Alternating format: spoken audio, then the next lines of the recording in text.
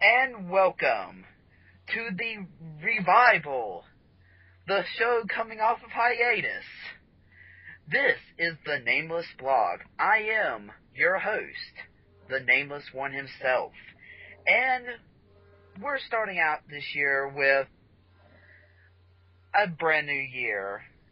The reason why we went on hiatus is, well, just due to complication, life and stuff, but we're back and we have audio this time. But that ain't all. We also have a co-host. Would you like to introduce yourself? Well, hello, I am Adam, and, well, to be honest with you, I didn't think I was a co-host. I kind of thought I was like a sidekick. But, you want yourself as a sidekick? I thought that's how this was going to go, so that's kind of why, I kind of... Well... So, but does that mean I'm getting a paycheck for this if I'm a co-host? No, you put your name on the title card, maybe, Oh, so I get a name bigger? Yeah, you get to make my name bigger to get your name on there in the right size.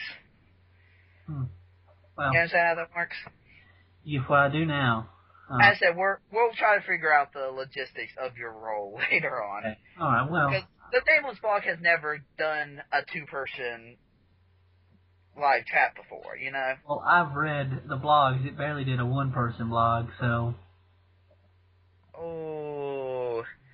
Nah, they were good. And, I think they help people out, and I think that's why it's a good thing and it's coming back.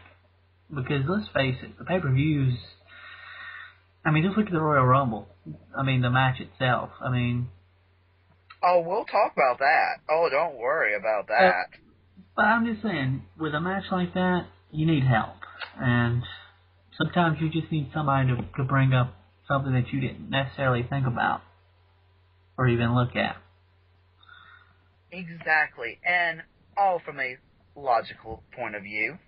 Well, I am your co-host, so we'll see about that. That's a good point. But anyways, shall we begin? Oh, did I hurt your feelings?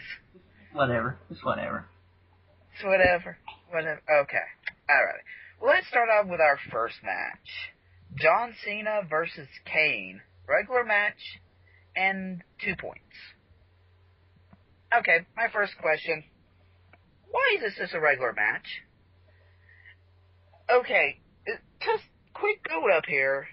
You have John Cena who's, just getting ready for WrestleMania, and he's happy, he's living life, and Kane returns. And he's trying to make Cena release his hate. And he keeps increasing his attempts at doing it, so to the degree that John Cena turned into the red version of a Smurf. Seriously. Why is this a regular match? Embrace the singles match, Aaron. Embrace the singles match. Logically, I can't see how this match is going to end, clean. And if it does, it's going to look odd. Maybe that's it. Maybe it's not going to end clean. Let's look at it like this. I agree with you. I think the singles match, I don't know if it makes sense, especially with John Cena snapping lately, I guess. And I know y'all can't see what I just did, but I did the quotes, the air quotes. Yeah, when you do audio, you have to call them air quotes. Yeah, so, I did air quotes because, he snapped on Jack Swagger, which, I knew we'd eventually see something like that, which is good, I guess, but I thought it was a bit too soon. But I see what you're saying. The singles match, at this point, there's been too much... It's too personal for it to just be a singles match. Right, I understand that it's their first matchup, but... which makes me wonder, I don't know, maybe... Because, let's look at it like this. I don't know if it was me and you that was talking about this, but... What's Cena going to do? Because he's not going to face The Rock until WrestleMania. I don't see why he would be involved in elimination chambers for the title, and I just wonder if this Kane is going to end, the thing with Kane is going to end Sunday at Rumble, or if there's going to be more. agree, although one thing that the WWE has cared to forgot, but most fans can't, is that John Cena promised The Rock a championship match. Now, they've tried to slide it on the rug, but people remember that. So, could he still be in some title runs? Maybe? But, logically, I don't think so. So, you're right. Where do they go with it? I think that's what it is. It's like Elimination Chamber. Maybe it's, some type of match. I mean, I think one possibility for Sunday is, Cena just snaps and gets disqualified against Kane. I mean, that's a possibility. Maybe that's kind of where they're going with it, why they made it a singles match. That way it's a symbolism for, he gets disqualified because he snaps. I mean, you're better at this than I am. When was the last time Cena was disqualified for snapping and just breaking the rules? Welcome to our new segment, ladies and gentlemen. It's called Stumping Aaron. Let's see if we can do it today, Aaron. I don't think they really had Cena disqualified on purpose in a while. If it has, it would have been earlier last year, if it occurred. Which I'm thinking around the R-Truth Cena time period. Somewhere around there. But, yeah, I mean, people have been wanting the aggressive Cena, and they've literally thrown it in their faces. Aggro Cena, is a little, which it just turns out, he just has to, do the worst grin impersonation really hard. Yeah, that was a bit awkward Monday night with the whole looking in the camera. And then you have Eve, who's yelling at Cena. Zack Ryder was even starting to yell at John Cena. So it's like, okay, we got the point. You embrace the hate, but where do you go with it? Yeah. Because you might as well just say you got a ticking time bomb and a monster who likes playing with ticking time bombs. It's not going to end well. I just don't see a clean win. Yeah. And here's the thing. If Cena wins with a pinfall submission, you kill Kane. And that's embarrassing. That is embarrassing. Alright, live show, folks. And then you have Kane. If he does a clean victory, you kill WrestleMania pretty hard, this close to it. So, a DQ or count-out is a fair way of doing it, but what do you have John Cena throw Kane off the Titantron? I mean, where do you go? I mean, Kane's put people through stages now. That's like, according to WWE logic, never heard from again. I.e., Muhammad, was that Hassan? Was that Hassan? Yeah. Yeah, he got put through a stage. He totally disappeared. And we're talking about The Undertaker was the one to cause it. Kane and Undertaker have very similar power, but anyways. I just don't see it logically any way that this match can end very nicely. Yeah, I kind of agree. I think at this point you've got to just look at it this way. Who do you think is basically going to win by disqualification or something like that, not able to continue, something like that? Which I don't really see either one of those guys not being able to continue, because it's John Cena, Super Cena, and then you got Kane, and I would just kill him coming back. And has he wrestled yet? He technically wrestled Zack Ryder. Technically. Oh yeah, that's right. In the Falls Count Anywhere match. Yeah, that's true. So he's even returned for a match. So it's like, even though it didn't end really, but yeah, as I said, you can't kill one without killing the other. So you're going to go the obvious route, in my opinion, of some type of non-clean victories. Or just no victory. Yeah. They did that with... And they did that with Mark Henry and Big Show at, what was it, SummerSlam?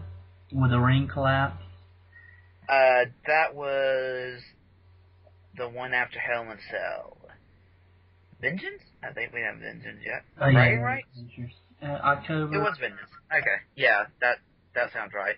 But speaking of Mark Henry and Big Show, they have a match. Segway. You knew that segue was coming, didn't you? Oh. Yes, Big Show is taking on Mark Henry and Daniel Bryan for the World Heavyweight Championship inside a steel cage for 10 points. Now, wait a minute. Going back to Cena and Kane for a second, this is what you should have been doing. You know, they're obviously destroying stuff, and yet Daniel Bryan, Mark Henry, and Big Show are in the steel cage, although it is for different reasons. May I just say right now, why do I get this mental image of throwing 100, 200 pounds on Daniel Bryan, giving him a little bit extra money, and just calling him JBL? Seriously, this is what I'm getting the feeling of in this match. That we've recreated JBL in Daniel Bryan from his first championship run.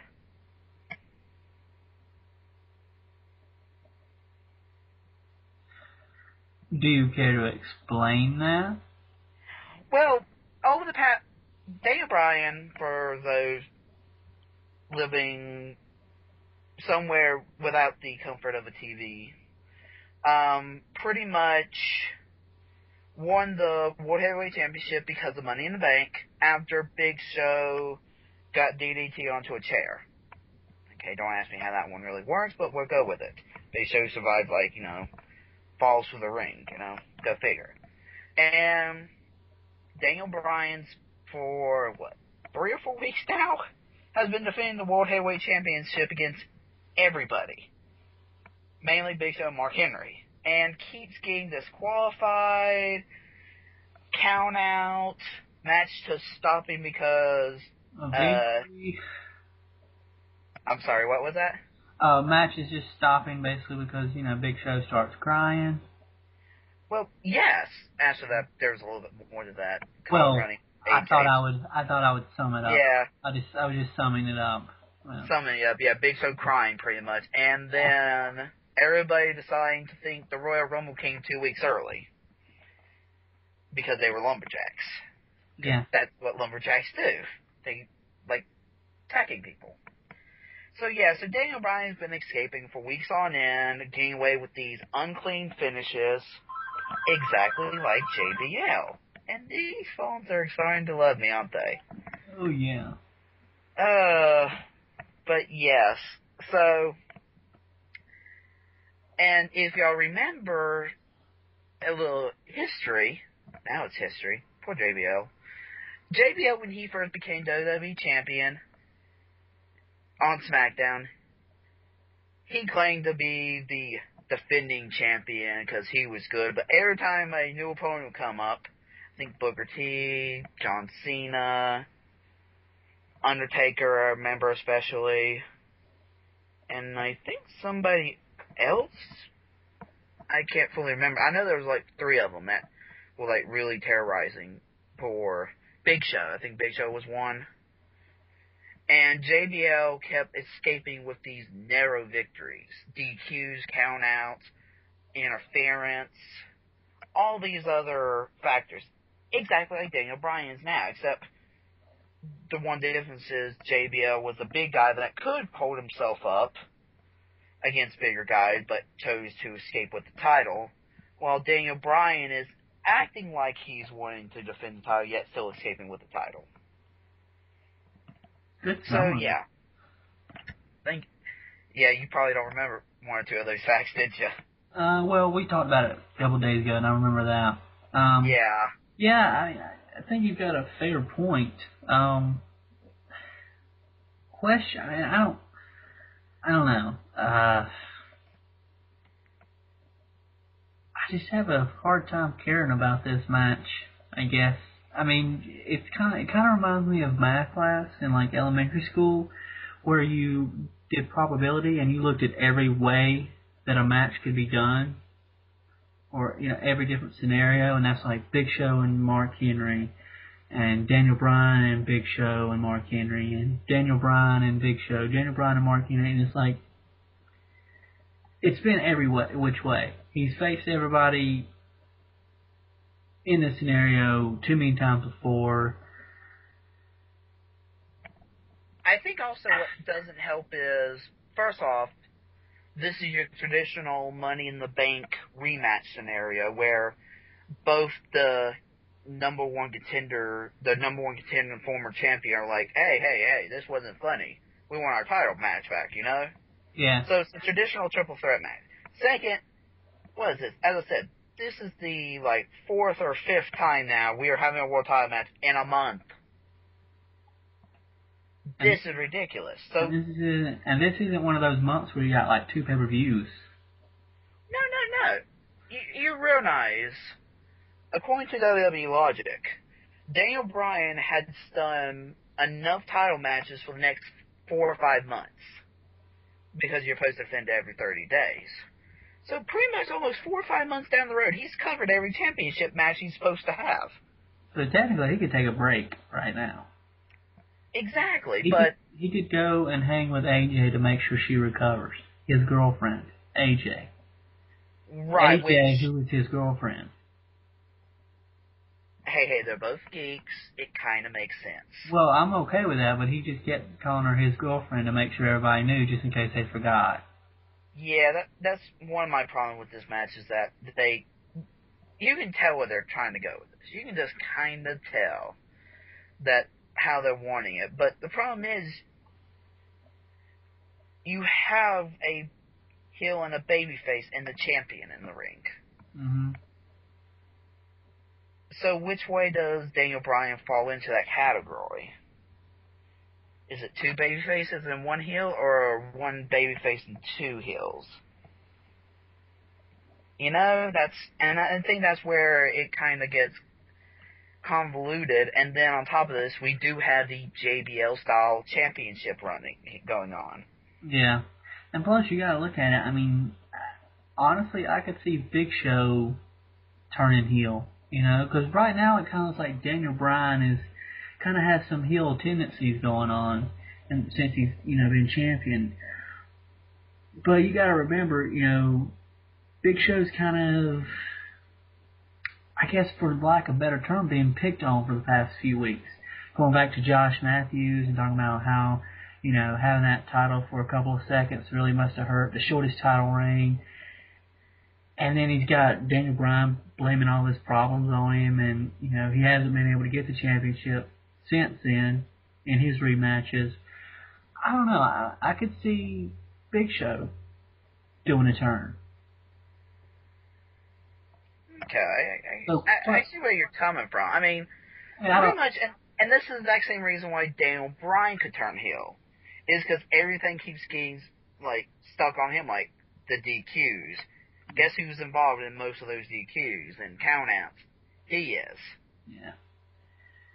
So, yeah, and plus, let's remember, this match specifically is inside steel cage, where it eliminates countouts, DQs, escaping away and running for dear life. So, again, it's one of those scenarios where logically Daniel Bryan is not supposed to win, but if he does anything like he has for the past month, will win.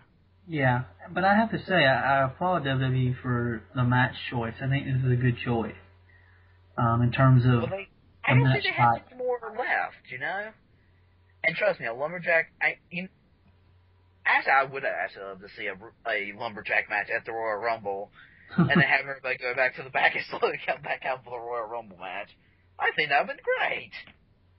You would. I would indeed. But speaking of things I'm loving right now, to some degree, the WWE Championship. Oh, thought you were talking about One Tree Hill. Oh, wow, man, no. No? Okay, sorry. No. But anyways, our next match let's talk about is the WWE Championship match with CM Punk versus Dolph Ziggler with special guest referee John Laurinaitis. You mean the Executive Vice President of Talent Relations and Interim GM of Raw, John Laurinaitis. Future to be Raw GM, according to him, at one point. Yeah, and then now this week he's got a fax saying he won't have that job much longer. Much longer, yeah. And we're skipping even some more facts about the match. Facts? For those who care, yes, facts. Who cares about Vicky facts? Guerrero and Jack Swagger are banned from ringside. This is a 6-point match. Excuse me. Excuse me. Watch it. I'm sorry. Okay. But yeah, so I'm confused about this match.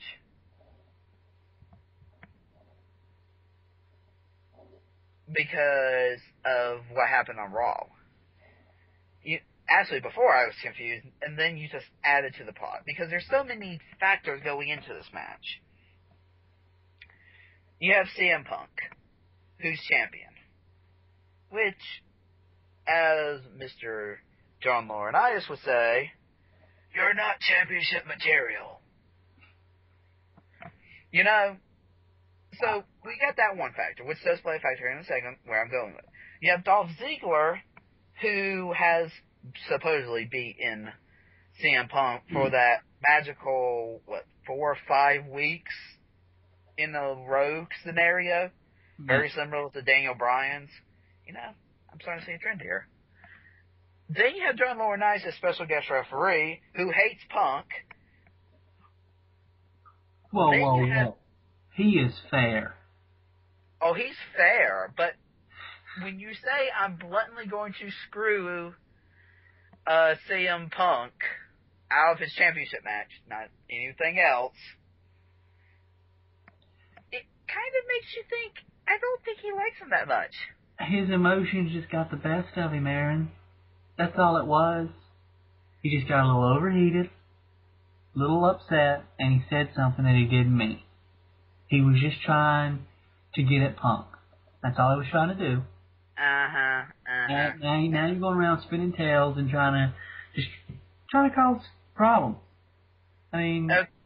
Well, I'll be fair. You know, he did also ban Vicky Guerrero and Jack Swagger from the match because Punk did win a match. See, now who would he... Come on, if he really didn't want Punk to win, would he have done that? Would he? Well, but that's not where this entire tale leads. There's still one more person in the mix that I haven't even mentioned yet, Triple H.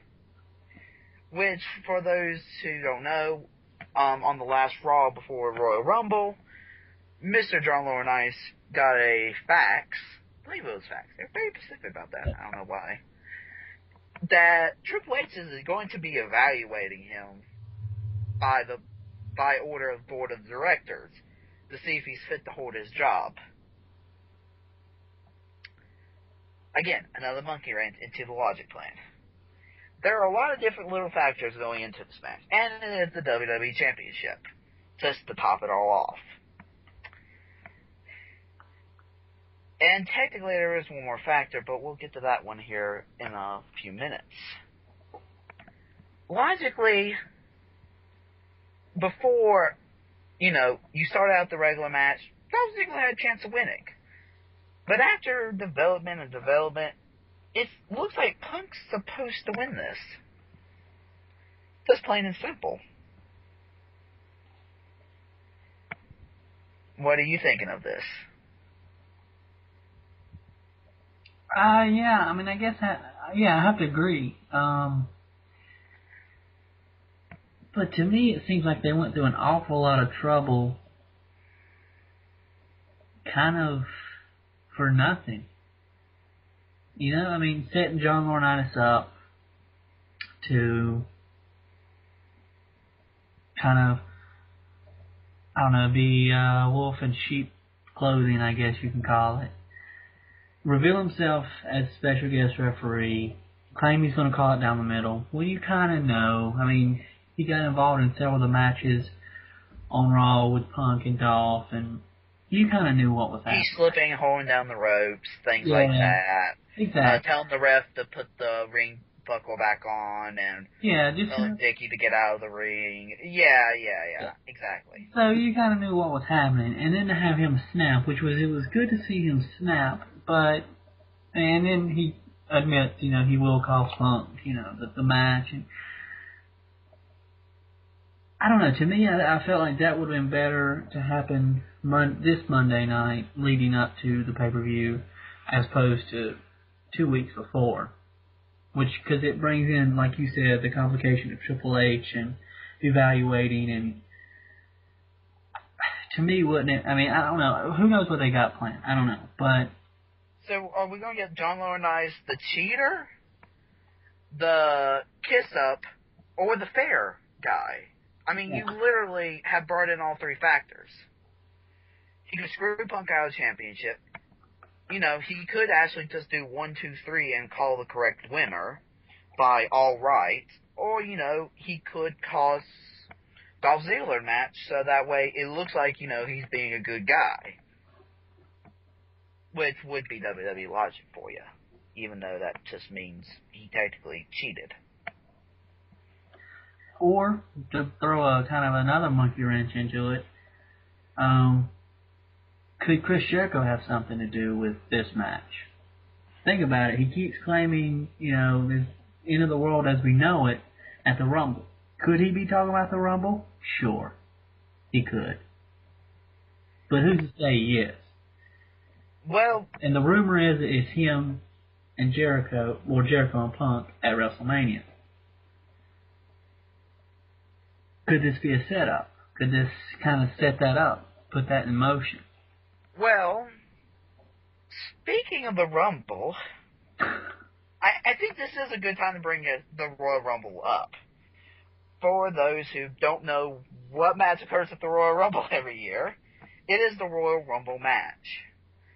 It is a 30-man battle royal, over the top, for a opportunity at either the WWE Championship or the World Heavyweight Championship at WrestleMania 28 this year. I almost said 27. I caught myself. It is a 7-point match. And this is where the final factor comes in, and where I was talking about the monkey wrench into the CM Punk match. And this has been bluntly quoted every single time. Every WWE superstar is eligible to compete in the Rumble match. This includes Punk and Daniel Bryan. The two people that have a chance their title match opportunities on the line at WrestleMania. So, and you say, oh, well, they competed once that night. They've also said that anybody that competed at the pay-per-view is still allowed to compete at the Royal Rumble. And literally, this shakes up just about every match in some degree except for Cena and Kane. Although I doubt that Daniel Bryan, Mark Henry, Big Show match is going to really be affected, but this does affect Punk and Ziggler. You have the Chris Jericho scenario going on. You have champions that could be involved in their own title matches. Because logistically, according to how this is said, CM Punk could retain the title. CM Punk could then win the Royal Rumble and face himself in a match, and as I remember somebody say, afterwards enjoy a Pepsi after WrestleMania. Have a match against himself. This is what they're saying. Obviously, I don't think this is going to happen. If it does, it'll be very awkward. So, yeah. Last year I gave tips on how to pick the Royal Rumble. The problem is, for this year, we have, 6 people announced. That's it.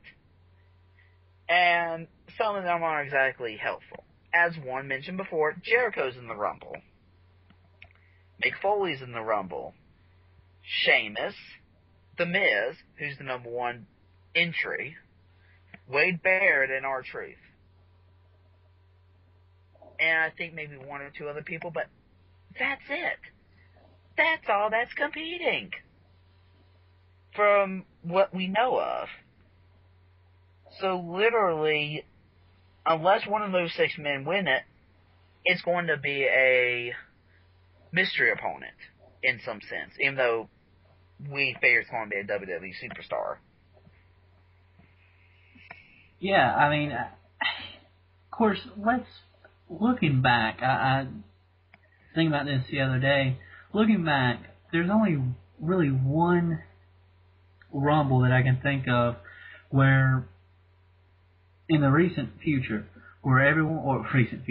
recent history, everyone was on the same page. WWE really didn't hide who was going to win it that well, and that was when Batista won. A lot of people went with him. A lot of people were rewarded points for that. The others that I remember, Edge making his return back, Cena making his return. That was a huge one. I remember a few years ago. If you remember, Cena started the trend of the surprise entry return, because that's how Edge did it 1 year later, I think it was, or 2 years. Yeah. Sorry, continue. It's okay. And then I remember I was getting Brandon Martin's picks once. It was for the Rumble. And I don't remember what year it was, but he picked Rey Mysterio. And he was the only one to go with him. And I'm like, you're crazy.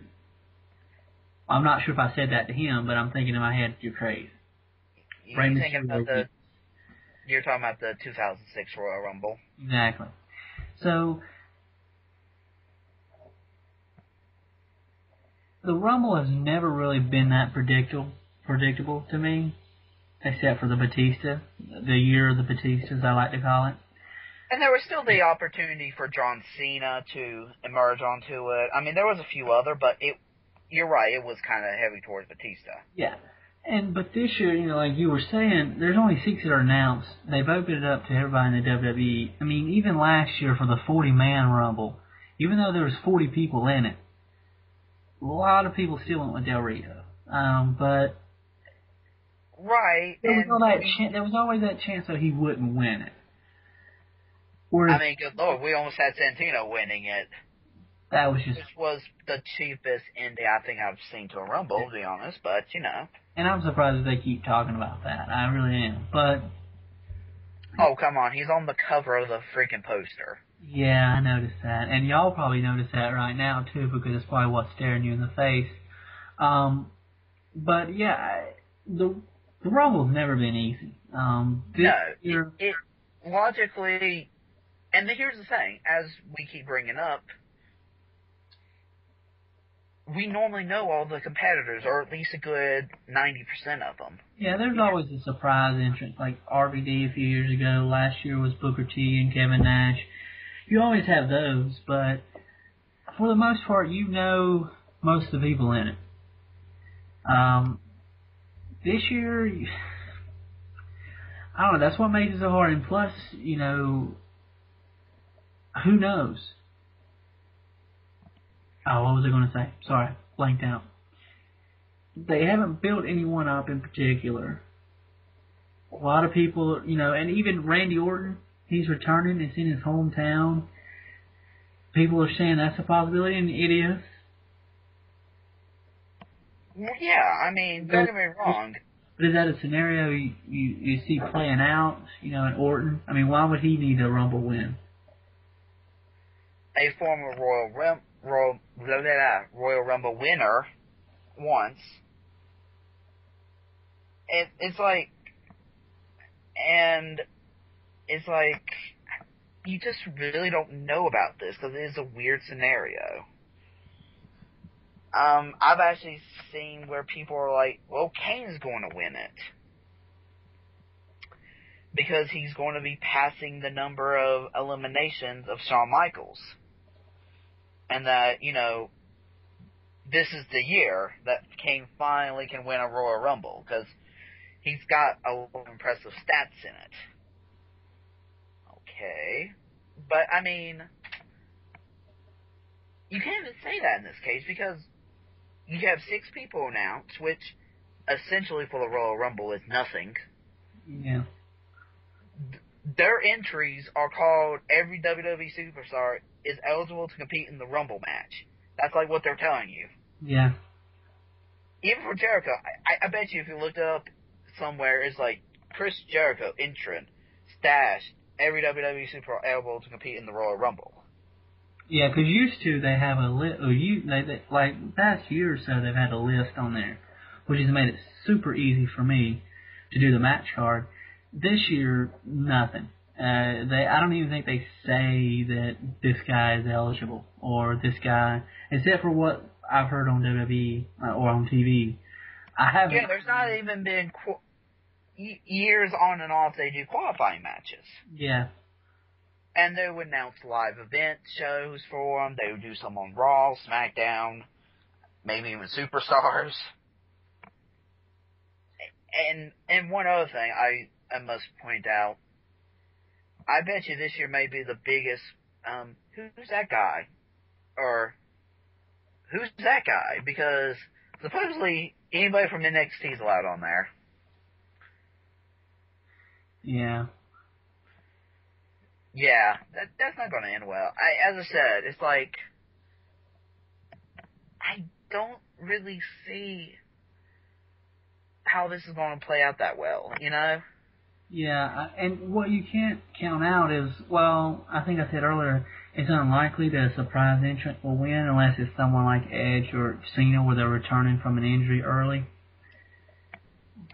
But you can't count that out for returns, like, say a Batista were to return or something like that. You can't count that out. And with this year, I've read on some websites where they're talking about a surprise twist or something could be in the works. And that's why they've opened it up to so many people, or so many. Just every WWE superstar is eligible. It's because they have a twist coming in, and that somehow plays into it. An unnamed combatant is going to be entering, probably correct. So it's like you can't. I don't know. I mean, I don't. I can only just good luck when picking this match. Good luck. Yeah, and plus, again, the way that they've wording it, you have to pay attention to the WWE Championship match because that could play more of an important factor because the WWE Champion might somehow walk out being the Royal Rumble winner. Which is odd, because it's never been done before. I can't remember a Royal Rumble that the WWE champions walked in, or World Heavyweight, any major champion walked in and walked out with the Royal Rumble winning. Now, I mean, there's been ones where the WWE championship was decided, yeah, but never like that. I almost could see Daniel Bryan doing that, winning it, just because you know how he's been doing lately. It's kind of like basically squeaking by, and just by the the skin on his teeth, just keeping the title. But to me, going from Royal Rumble to your rematch at WrestleMania, that's just a long time to wait, I guess. Get what I'm saying? Yes, definitely is a long time for this case. But don't get me wrong. I mean, we have Elimination Chamber and all the live shows till WrestleMania. So, if Punk did win the Royal Rumble or Daniel Bryan, they could lose the title. But, yeah, it's odd. It just really is odd. I don't know how else to really, go off of that, Yeah, I mean, I don't know. I don't even know what, advice, to give on this. And to be honest, like, originally when I was thinking of doing the live return of the Nameless log, I was going to give like a top 5 prediction. There ain't no top 5 to give because they haven't even announced them yet. And trust me, the upcoming SmackDown doesn't neither. They're not helpful at all. I mean, I can't logically come up with a winner this year because the main storyline hasn't been around the Royal Rumble. It's been around the WWE Championship, The Rock's return, for WrestleMania. John Cena, Kane. It's been a focus around all these guys, not the Royal Rumble, which is really odd, to be truthful. I mean, so if you want a logical answer for the pick, just go to WWE.com, pull up the entire roster, and play any me and my emote with them. There's just no other way of really doing it. Do you have any other better suggestions? I mean, yeah, you probably do just as well with that one. Because even going with, I guess a favorite, may not work, like Orton or Sheamus. Even Wade Barrett I could see people playing favorites with just because he kind of is on the rise. But I don't know. I mean, I'm with you. I just wonder if something with the title matches is kind of what's going to play into this. In terms of Punk, Dolph, Daniel Bryan, Big Show, Mark Henry. I don't know. It's a tough one. Unless we have Cena win it and then he pulls double duty on WrestleMania. You're welcome, folks. Yeah. Well, no, that is a very good possibility because remember, that was another factor I forgot to mention. Thank you very much. Sure. Okay. We all know that. We all know. It's the exact same thing. Well, remember, the WWE Championship match was supposed to be with The Rock and John Cena. Could it go back with it? Who knows? And, with John Cena's new raging rage, yes, I just went there, go with it. It could work out that way. And then you have, I'm looking at the WWE roster right now, and Cody Rhodes that's claiming he's going to pull an Ultimate Warrior, which is odd. Kind of disturbing, actually. Yeah. I didn't know. You have Jericho claiming the end of what we know is going to happen. Yeah. Obviously, he doesn't know that December is a few months away. Yeah, he didn't get that memo. He didn't get the memo. That's what happens when you don't talk to people, Jericho. That's what happens. You get lost. Yeah, he didn't say too much, so, Yeah, even then, which I liked it. I liked how downplayed that was. And, the little video package they played, that was interesting. I mean, I don't know what they meant by it, I guess, I think that was literally just a flashback to Chris Jericho for the younger audience.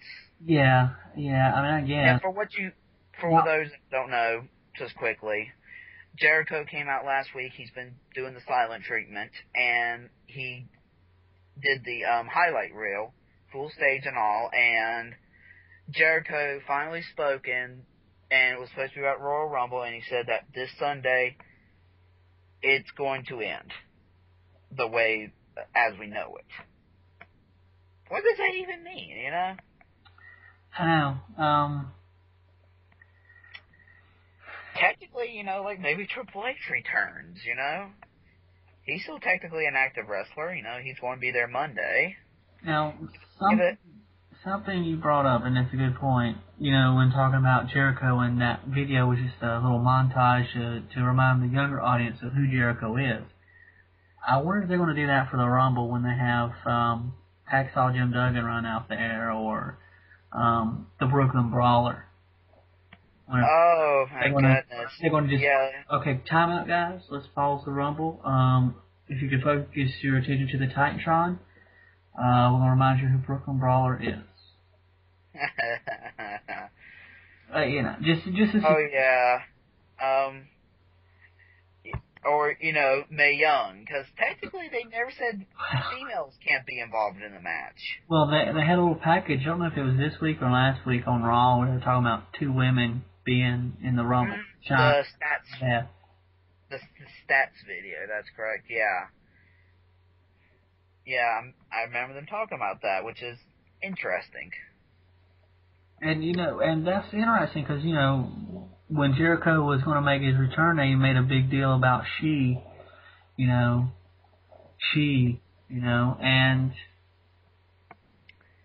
we still don't know who Is there a she? Is there even a she? Yeah.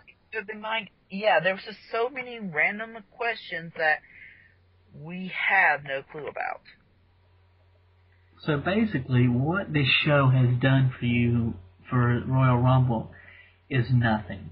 Well, the Royal Rumble match especially. As I said, in this case, we kind of going back to the basics. You got to look at the storyline, and WWE's emphasizing, look at our storylines, because they're pretty much telling us who's going to win, except nobody knows which way to look to go see it.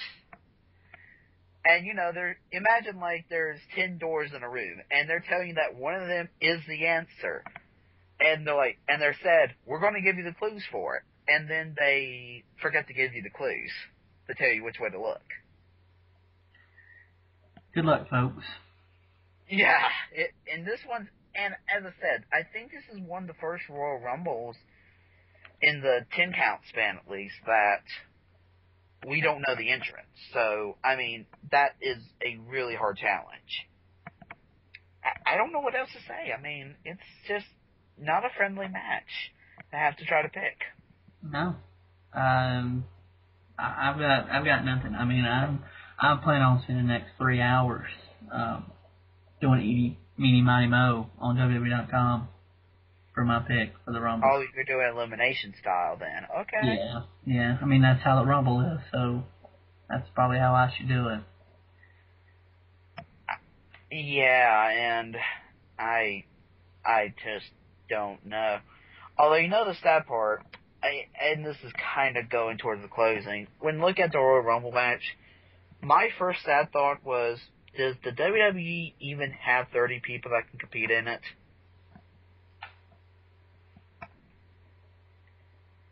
And I think they can barely squeeze that out right now.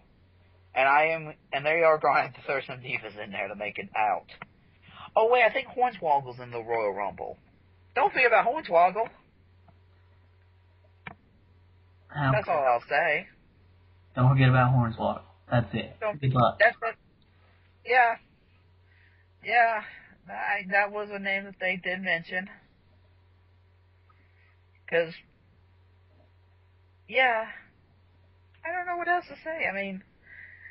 For a return to a Nameless blog about Logic, this pay-per-view wasn't designed for Logic.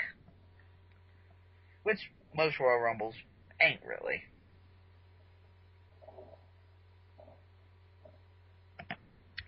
Yeah, maybe we should have waited until Elimination Chamber to start Nameless back up. Maybe that would have been a better idea.